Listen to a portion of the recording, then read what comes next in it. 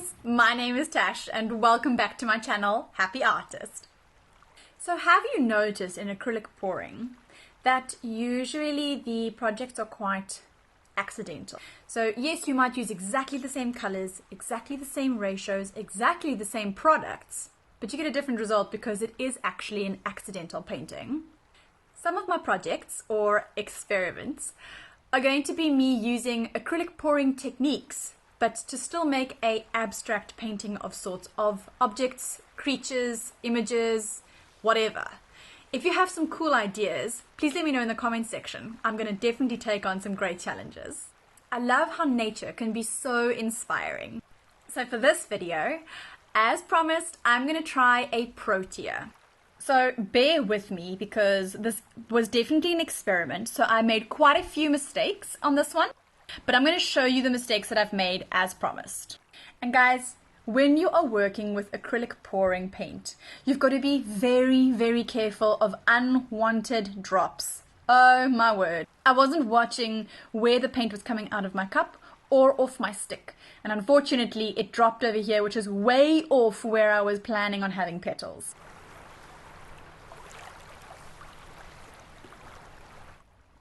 Okay, so as you can see, the black has pulled all the way through the petal, which is not at all what I wanted. So I'm definitely going to need to change the technique a little bit. And now you'll see I need to decide, am I going to make a petal out of this unwanted dot? Or am I going to try and wipe it off? I decided to go with making it a petal. Okay, so now I've decided I'm going to do the pink paint first, because I think that's going to land up being a little bit of a better option. So I'm first going to put the pink paint down. I've now decided to try and use just the point of this paintbrush to try and fix up the black a little bit. Now I can just add it to the tips, which is where I wanted it to be, and also use it to define the petals a little bit. Have any of you guys ever tried doing this before? There have been quite a few flower techniques that I have seen, but they don't really create a defined flower as such. You know, it's more of a burst of colors that would look like petals if you say that it looks like a petal, but it doesn't necessarily look like a specific kind of flower. Have you guys tried anything else?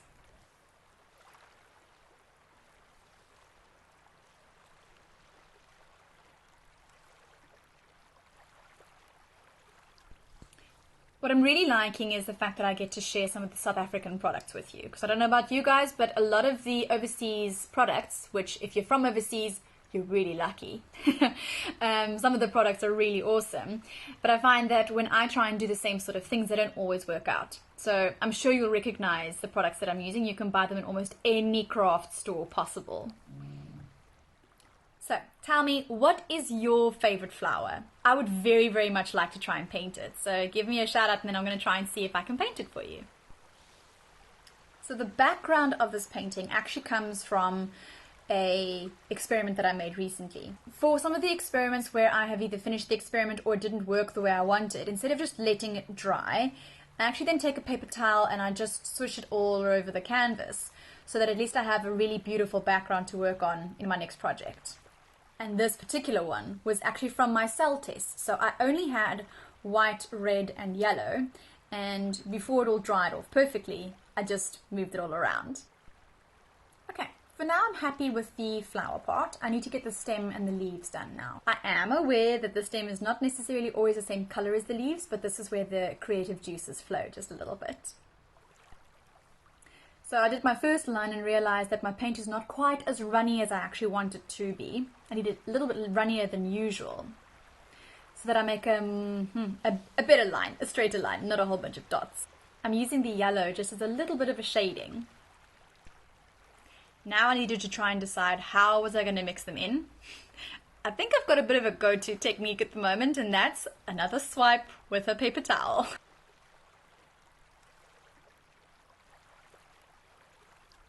So this is my next mistake. I noticed that I still need to thin it out even further. I realized that starting from the stem and moving my way out lands up making the leaf very thick all the way through, which is not what I was looking for. Instead, I rather did from the end of the leaf down to the stem, so that there was a bit more of a dollop of the leaf at the end and then coming down to a thinner stem. Back to that mistake section. So I wasn't liking how it had changed the shape of my Protea and decided to add in an extra petal over here just to try and fix it a little bit. But a very fair warning. Stop and think before you try and fix mistakes, because in most cases you start to overthink something or underthink something and you'll end up making the mistake even worse. Now for the inside of the flower. Do I decide to do petals from the other side, or do I put the little stems in? I decided to do that instead. I did do a little bit more research again just to try and make sure what was I doing and how was it supposed to look.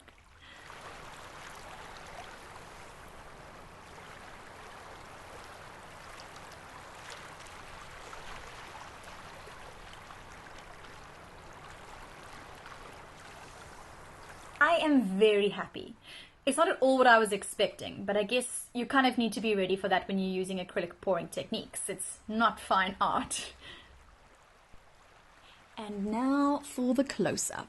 So you can actually see that the paint is already starting to move a little bit, and my petals are going a little bit wonky, but I guess it's going to happen. But yeah, I'm very, very proud of it.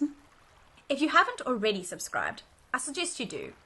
This is definitely the place where you get to learn a whole bunch of different techniques and watch the mistakes that I make so that you don't have to waste your own paint doing them yourselves. Thank you very much for watching. I hope you enjoyed it and that it has inspired you to try something new. Ciao for now! And right, so I've recorded this 3 times, but for some reason I don't wait for it to be recording. How do I keep doing this? What better way to be inspired? No. Watching where the paint was being poured either out of my cup or off the little stick. I'm using the yellow. Then I'm just dipping my little... But I guess that's what happens when I love how nature can inspire you.